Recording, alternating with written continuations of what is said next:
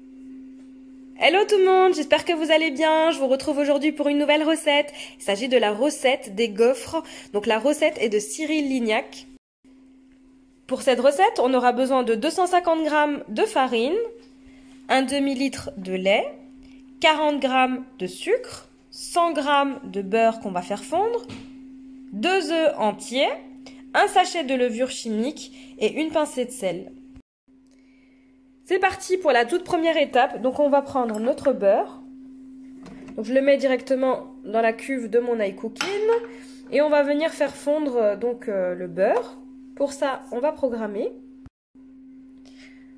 en mode manuel pendant 1 minute à 40 degrés, vitesse 2. Et c'est parti.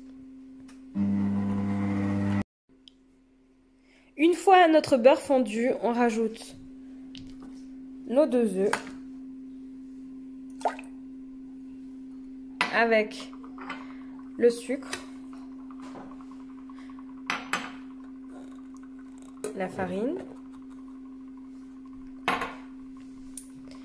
le lait,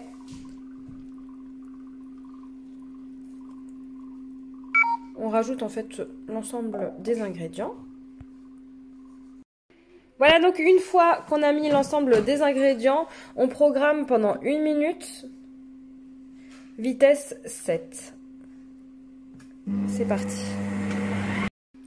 Voilà donc ce que j'obtiens. Donc je vais verser ma pâte à gaufres dans une boîte et je vais la laisser reposer donc 1 heure. Alors cette boîte, vous avez l'habitude, je pense, de voir donc des vidéos sur ma chaîne YouTube.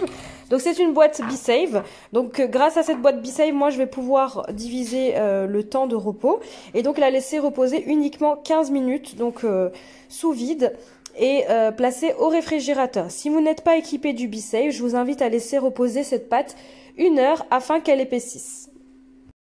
Voilà, je vous montre donc à quoi ressemble le fameux BeSave. Donc je prends ma pompe, je la dépose sur ma valve et je vais venir compter à peu près 10 secondes de maintien et ensuite je vais lâcher et donc la mise sous vide se fera automatiquement. Donc dès que la pompe ne détectera plus d'air dans ma boîte, elle se remettra toute seule à sa place. Voilà, donc gain de temps vraiment énorme grâce à BeSave pour tout ce qui est pâtes et conservation plus longue durée, pour tout ce qui est plats, fruits, légumes. Vous avez une vidéo complète sur ma chaîne YouTube si jamais. Voilà, donc BeSave va terminer son boulot. Donc là, la boîte est bien fermée, donc elle est mise sous vide. Je place ça au réfrigérateur et je vous dis à tout à l'heure. Et voilà, nos 15 minutes sont passées. À présent, je vais verser ma pâte à gaufres ici pour une question de pratique dans un pichet. Donc pour pouvoir maîtriser les quantités que je vais verser sur ma plaque. Et j'ai également ici préparé de l'huile afin de graisser mes plaques pour éviter tout accrochage.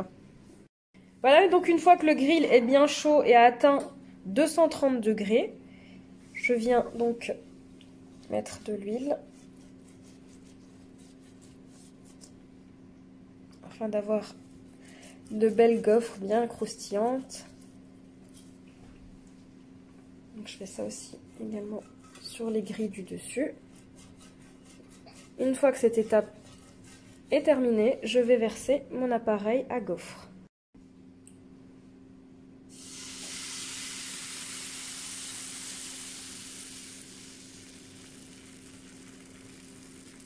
Voilà. Je réitère la même opération à côté. Et ça sera parti pour 3 minutes de cuisson, donc à 230 degrés. Allez, let's go. À présent, donc les 3 minutes sont passées. Donc je vais ouvrir mon grill.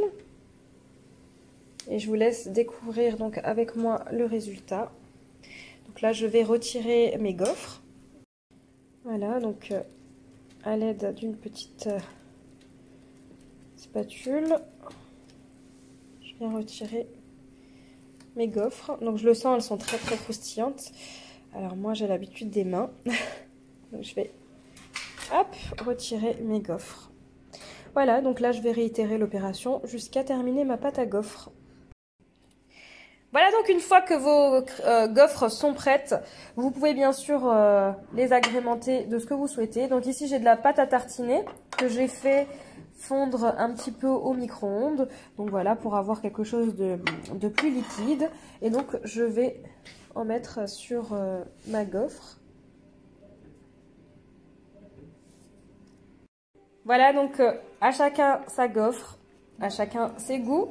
Donc cette vidéo arrive à sa fin, j'espère que vous avez aimé cette vidéo, n'hésitez pas à me laisser un commentaire et donc je vous dis à très vite.